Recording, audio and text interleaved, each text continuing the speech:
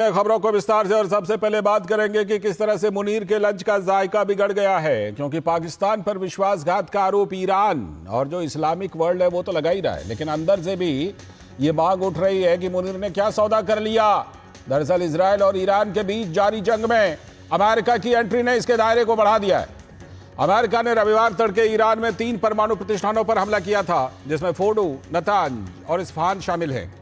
Iran Israel संघर्ष में यह अब तक का सबसे बड़ा हमला माना जा रहा है और दावा यह भी है कि 21 जून को अमेरिकी एयरफोर्स के B-2 स्टील्थ बॉम्बर्स ने मोंटाना स्थित बेस से उड़ान भरी और गुआम की ओर गए। इसके बाद पाकिस्तान के हवाई क्षेत्र का इस्तेमाल करते हुए अमेरिकी एयरफोर्स ने ईरानी परमाणु सुविधाओं पर हमला किया। हालांकि आधिकारिक तौर पर इस दावे की पुष्टि नहीं हो पाई है, लेकिन पाकिस्तान की सियासत में इसको लेकर बवाल मच गया है। पाकिस्तान के कुछ नेताओं और प्रमुख हस्तियों ने ईरान के 3 परमाणु केंद्रों पर अमेरिका के हमले के बाद शहबाज सरकार से 2026 के नोबेल शांति पुरस्कार के लिए अमेरिकी राष्ट्रपति डोनाल्ड ट्रंप के नाम की सिफारिश करने के अपने फैसले पर पुनर्विचार करने को बोला है। उप प्रधानमंत्री और विदेश मंत्री इशाक डार के हस्ताक्षर वाला अनुशंसा पत्र नॉर्वे में नोबेल शांति पुरस्कार समिति को भेजा जा चुका है, लेकिन जमात के लीडर मौलाना फजलुर रहमान इसे तत्काल अब वापस लेने की मांग कर रहे हैं। पाकिस्तानी सेनेटर्स भी मानते हैं कि पाकिस्तान अमेरिका को अपने बेस दे रहा है ताकि ईरान पर हमला किया जा सके। पाकिस्तान के नेशनल असेंबली सदस्य साहिबजादा हामिद रजा ने खुलासा करते हुए कहा है कि पाकिस्तान अपना एयरबेस और बंदरगाह अमेरिका और इजराइल को ईरान के खिलाफ सौंप रहा है। उन्होंने कहा कि पूरे इंटरनेशनल मीडिया में इस बात की चर्चा है। अमेरिका के खिलाफ पाकिस्तान में बढ़ते विरोध के कारण पाकिस्तान की ओर से बयान भी जारी किया गया है कि यह अंतर्राष्ट्रीय नियमों के विरुद्ध है। पाकिस्तान इसकी कड़ी निंदा करता है। दूसरी ओर ईरान पर हमले में पाकिस्तान की मदद की बात भी कथित तौर पर सामने आ रही है। तो बड़ा सवाल यहां पर यह है कि क्या जनरल आसिम मुनीर का लंच जो है वो पाकिस्तान को महंगा पड़ रहा है और ईरान और अमेरिका से डबल गेम खेला है मुनीर ने। अमेरिका के हमले के जवाब में ईरान ने इजरायल पर लगातार मिसाइलों से हमले किए, जिसमें लगभग 23 लोग घायल हुए हैं। जवाबी कार्रवाई में इजरायल ने भी ईरान पर ताबड़तोड़ हवाई हमले किए हैं।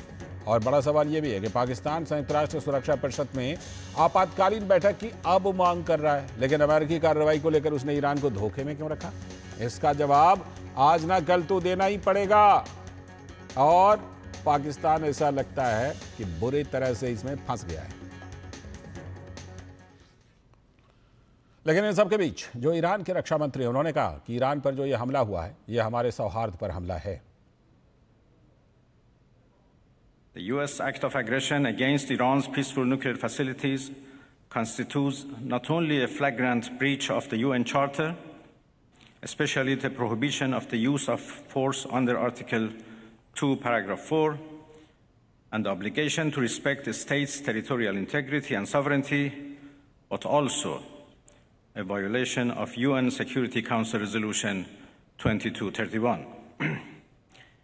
It cannot be emphasized enough how much of a devastating blow that the US, a permanent member of the Security Council, has dealt to the global non-proliferation regime.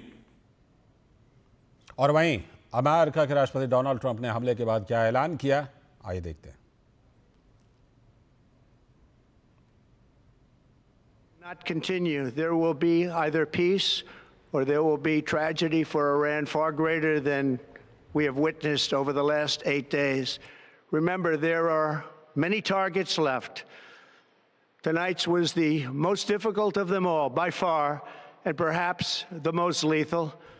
But if peace does not come quickly, we will go after those other targets with precision, speed, and skill. Most of them can be taken out in a matter of minutes. तो ये तो बात हो गई Iran और America की, लेकिन पाकिस्तान में अलग भी बवाल मचा हुआ है। वहां के रक्षा मंत्री ख्वाजा आसिफ ने कुछ दिन पहले कहा था कि हमें तो जब जब पैसे ऑफर किए गए तब तब हम जंग में शामिल होते रहे। हमारा कोई काम नहीं बनता था कि हम रूस के खिलाफ उस वक्त जंग में शामिल होते, लेकिन हमें पैसे चाहिए थे।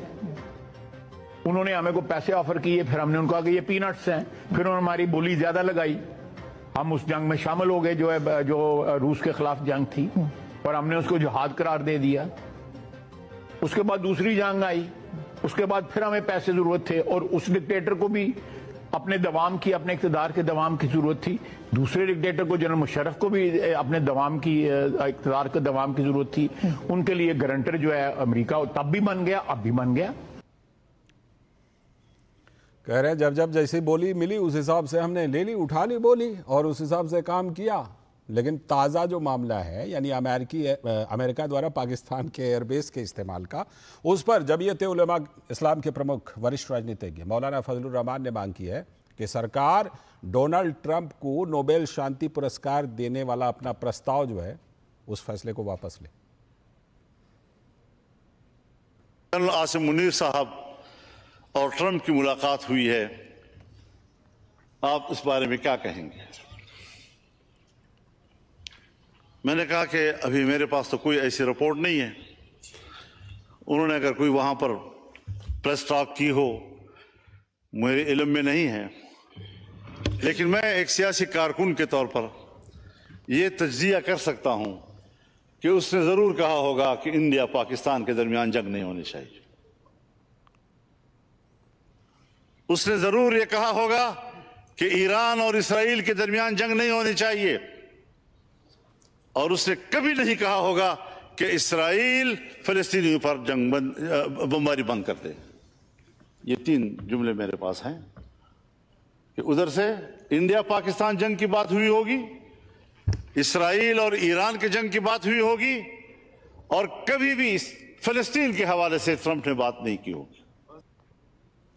मुनीर के लंच का जायका जो है ना, वो वहाँ की नेशनल असेंबली में भी पाकिस्तान के अंदर से ही लोग सवाल उठाकर बिगाड़ रहे हैं। खैर, किस तरह पाकिस्तान फंस गया है, ऐसा लग रहा है कि पाकिस्तान को फंसा लिया क्या डोनाल्ड ट्रंप ने। इसी पर बात करने के लिए डॉक्टर जाकिर हुसैन, जो फॉरेन पॉलिसी एक्सपर्ट यानी विदेश नीति के जानकार विशेषज्ञ, बहुत बहुत स्वागत डॉक्टर जाकिर हुसैन साहब आपका इस चर्चा में। और हमारे साथ हमारे सलाहकार संपादक विनोद मिश्र जी भी स्टूडियो से जुड़े हुए हैं। मैं पहले डॉक्टर जाकिर हुसैन साहब का रुख करता हूँ। डॉक्टर जाकिर हुसैन साहब, जिस समय ये लंच चल रहा था ना, उसी समय सब लोग ये चर्चा कर रहे थे, हम लोग भी किए थे, ये लंच फ्री तो नहीं है, कुछ ना तो कुछ तो इसमें है।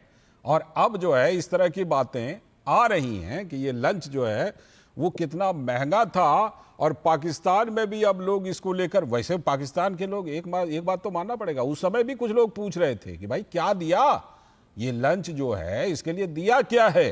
तो क्या ऐसा है कि राष्ट्रपति ट्रंप ने बड़ा बढ़िया से प्लानिंग करके मुनीर को दाना चुगा दिया और दाना चुगा के फंसा लिया? जी, आपका ये कहना है कि लंच बिगड़ गया स्वाद उसका, तो ट्रंप ने पाकिस्तानी डिश खिलाया था मुनीर साहब को। हाँ, और वहां पे पाकिस्तानी डिश का मजा लिया था वहां वॉशिंगटन में बैठ के। तो ये तो बिल्कुल साफ है जो बात आप कह रहे हैं कि उनको दाना खिला के चुगा के उनको फंसा लिया, उधर ईरान के ऊपर जो है अटैक कर दिया। और साथ ही साथ मैं एक कंट्री को और खींच रहा हूँ यहाँ पे, टर्की का भी, वो OIC की मीटिंग इस्तांबुल में किया, उसी वक्त जो है अटैक भी हो गया। तो ये दोनों कंट्रीज जो हैं, एक तो नेटो का दम भरता है, दूसरा जो है पाकिस्तान के साथ बहुत ही डीप रिलेशन, अमेरिका के साथ बहुत ही डीप रिलेशन रखता है। तो ये दोनों कंट्रीज ने मिलकर यहाँ पे ईरान के साथ खुली कॉन्स्पिरेसी की है। अगर कोई इसको समझ नहीं सकता तो न समझे। एक बात और कहता है, जैसे कि अफगानिस्तान में जिस तरीके से बेच दिया था मुशर्रफ ने, फिर वही कहानी रिपीट हो रही है ईरान के लिए। ये बहुत ही डोमिनेंट फीलिंग आ रही है, ओपिनियन आ रही है कि शायद मुनीर ने समझौता किया है कि अगर ये वार बढ़ेगी, ईरान और कुछ हिट करेगा, तो अमेरिका जो है गल्फ से अपना बेस हटाएगा और पाकिस्तान में ला के फिर से बेस बढ़ा के ईरान के ऊपर अटैक करेगा। और ये 900 किलोमीटर लंबी जो है इनकी पॉलिटिकल बाउंड्रीज है। तो ये एक पाकिस्तान का एक, ये हमको इंतजार करना चाहिए। हम तो ये कह रहे हैं, तो अगर हॉकिश बनते हैं तो हमको तो ये कहना चाहिए हमारे लिए बहुत, जैसे ही पाकिस्तान इसमें इन्वॉल्व हो, हम भी पाकिस्तान के खिलाफ कोई कार्रवाई करें।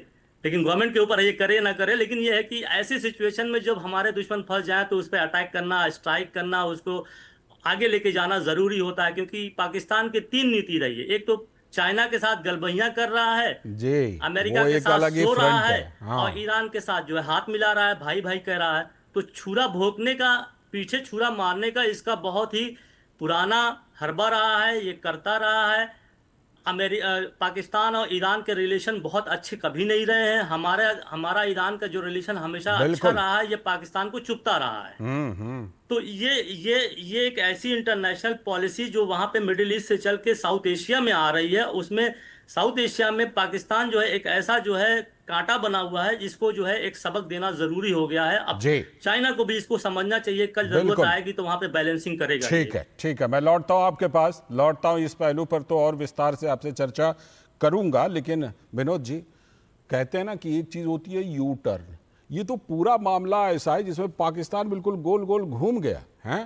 पहले राष्ट्रपति ट्रंप को कहा नोबेल पुरस्कार दे दो, इन्होंने, ये बड़े शांति प्रिय हैं, अब कह रहे हैं कि भाई वापस लो उस प्रस्ताव को जो नॉर्वे भेजा है और जाकर के लंच कराए। और दूसरी तरफ से जो है ईरान का भी कहा कि नहीं, ये ईरान का तो हमारा साथ देना बनता। एक बयान तो यहां तक आ गए थे कि ईरान के बदले हम इजराइल पर परमाणु बम मार देंगे ईरान की तरफ से।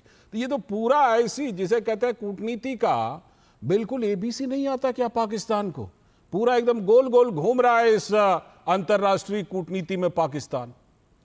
लाल जी, अभी जो डॉक्टर जाकिर साहब बता रहे थे, उनकी बात को देश को गौर से समझना चाहिए। डॉक्टर जाकिर हुसैन, आप ये बात जान लिए कि जितना मैं उनको जानता हूं पिछले 25-30 साल से, मिडिल ईस्ट में के बारे में, मिडिल ईस्ट की सियासत, मिडिल ईस्ट की पॉलिसी, मिडिल ईस्ट के जियो पॉलिटिक्स पे डॉक्टर जाकिर के अपनी एक अथॉरिटी है वो। और जब वो बात कर रहे थे, कितना रिमार्केबल बात कर रहे थे कि आप ये देखिए कि ओआईसी की कंट्रीज है, नाटो के कंट्रीज में तुर्की, और उसके बाद देखिए कि पाकिस्तान के जो अभी डिप्टी प्राइम मिनिस्टर इसाक डार है, उनकी ये मीटिंग हुई थी तुर्की के ही लीडरशिप पे। वो एक शब्द कुछ इस ईरान पे और ये अमेरिका के बीच में आ जाने पे, इस पे कुछ नहीं बोल रहा है, ना उस पे कुछ रिएक्ट कर रहा है। मुस्लिम कंट्री में अगर आप 50-52 मुस्लिम कंट्री को देख लें तो उसमें आप ये साफ साफ दिख जाएगा कि आज किस खेमे में कौन है और कौन चुप बैठा हुआ है। बिल्कुल। लेकिन भारत में आर्टिकल लिखे जा रहे हैं और भी कांग्रेस पार्टी की तरफ से, और वो कहा जा रहा है उस आर्टिकल में कि भारत सरकार खामोश क्यों है, क्यों नहीं उसमें एक मिडिल ईस्ट में अपनी भूमिका कर रहा है, मतलब भारत कूद जाए इसमें। और यहाँ उसमें यह हालत देखिए कि मुस्लिम कंट्रीज में कौन ईरान के साथ में है और कौन अमेरिका के साथ में, ये साफ साफ दिखने लगा है। लेकिन भारत में उम्मा के लिए कुछ लोगों को, राजनीतिक दलों की एक बेचैनी सी उनका है। तो वोट बैंक का पॉलिटिक्स अब जो भी है, लेकिन डॉक्टर जाकिर जो बता रहे थे कि आप उस बात को हमें समझने की जरूरत है कि इस पॉलिटिक्स में जो रोल प्ले पाकिस्तान कर रहा है, वो आप देखिए कि अमेरिका के साथ में और ईरान के साथ में, दोनों के साथ में एक भरोसा देने के बाद और दोनों के साथ में विश्वासघात कर रहा है। वो एक तरह से अमेरिका को भी चीट कर रहा है, वो एक तरह से ईरान को भी चीट कर रहा है। ये मुल्ला मुनीर की जब बात आप करते हैं जनरल की, तो वो देखिए कि वो व्हाइट हाउस में लंच करने वाला शायद पहला जनरल होगा। पाकिस्तान के 2-3 फील्ड जो वहां पे राष्ट्राध्यक्ष के रूप में परवेज मुशर्रफ गए थे, या उससे पहले जनरल जिया गए थे, उस समय राष्ट्रपति थे। ये जनरल पहली बार एक कोई पाकिस्तान गया था। बिल्कुल। और ये बात वो भूल गया कि इसका लंच कितना महंगा है कि पाकिस्तान को आज एक तरह से पूरे दुनिया में आप कह सकते हैं कि पाकिस्तान पे एक बदनुमा दाग लगा दिया। जी बिल्कुल। कि आप अगर अमेरिका के वो एयर बेस से अगर वो यूज नहीं हुआ होगा, तो क्या कोई कल्पना कर सकता है कि 5000 लगभग 4000 किलोमीटर की दूरी होगी और उसमें वो उड़ा था, वो एयर स्ट्राइक हुआ और कहीं से कोई एयरबेस नहीं लिया गया? असंभव सी बात है। तो ये है कि दुनिया जानती है, पाकिस्तान के लोग जानते हैं, और इसलिए सवाल पूछ रहे हैं कि बॉस, कल जो आप पार्लियामेंट से, संसद से जो राष्ट्रपति ट्रंप को आप पीस के लिए, नोबेल पुरस्कार के लिए भेज रहे थे, वो चिट्ठी पहले आप मंगवाओ, वापस लो वापस लो। इसके लिए बवाल मचा हुआ। हाँ बिल्कुल, ये बवाल मचा हुआ है। डॉक्टर जाकिर हुसैन, आप जिस पहलू का जिक्र कर रहे थे उसको मैं थोड़ा सा और विस्तार देना चाहता हूं आपके जरिए। पाकिस्तान देखिए, एक तरफ इस्लामिक उम्मत का भी हवाला है, मैं ये नहीं कह रहा कि वो कितना जायज़ कितना गलत, ठीक है।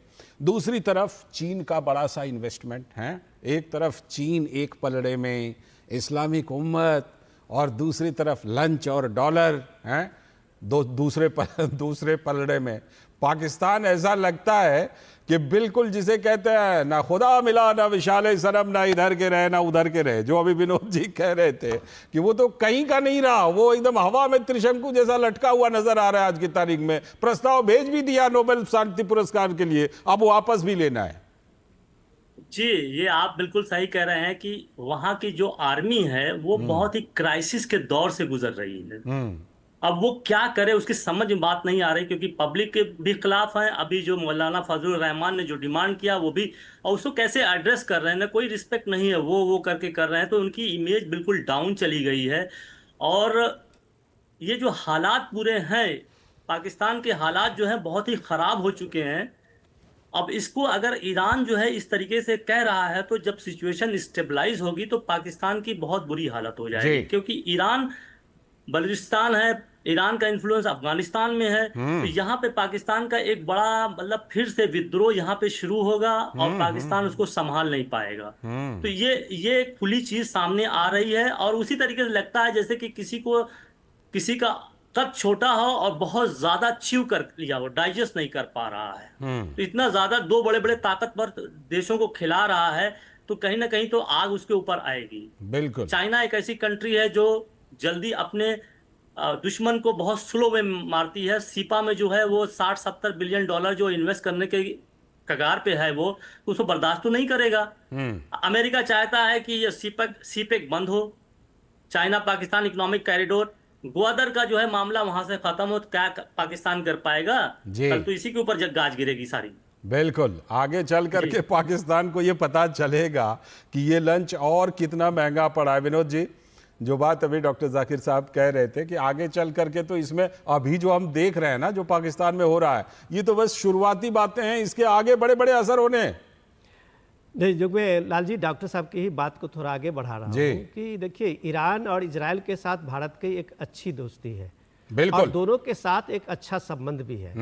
ईरान के साथ तो आप कह सकते हैं कि भारत की संस्कृति और सभ्यता का हजारों साल का पुराना अपना एक ये रहा है दोनों कंट्री के बीच में। हम ये नहीं कह सकते कि इस जंग में ईरान को हम एक तरह से अलग कर सकते हैं। ईरान के साथ में कल आपने देखा कि प्राइम मिनिस्टर मोदी ने खुद वहाँ के राष्ट्रपति से भी बात की थी। बिल्कुल। तो ये है, इस जंग में भारत के लिए चिंता का है विषय कि वो जितना जल्दी हो सके उतनी जल्दी ये जंग रुकनी चाहिए। ये देश के लिए भी, मानवता के लिए भी ये जरूरी है, बेशक। लेकिन सवाल ये है कि वो देश जो सिर्फ फ्रॉड करता रहा है अपने 70 साल के 75 साल के इतिहास में, सिर्फ जंगों से ही पैसा कमाया है और सिर्फ जंगों से ही अपनी इकोनॉमी को बनाया है। रक्षा मंत्री बोल रहे थे, बोली वाली बात। उसके अभी आपने ख्वाजा आसिफ का भी सुना कि जो इकोनॉमी का इसी जंग को ये बनाया हुआ है। उस हालत में आप ये देखिए कि एक पड़ोसी मुल्क, ठीक है, ईरान का जस्ट पड़ोसी है, जिसके 3000 किलोमीटर लगभग पाकिस्तान से मिलता है,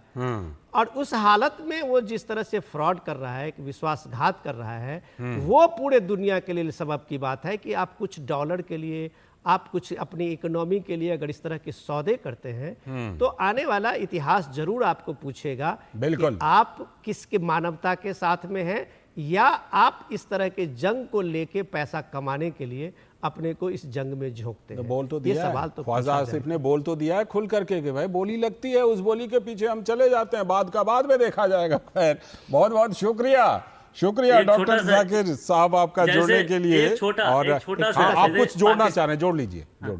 पाकिस्तान ने अपने को कोलंबिया जैसे बना दिया है, मर्सनरीज के लिए है, जो पैसा देगा उसकी तरफ हम जाएंगे।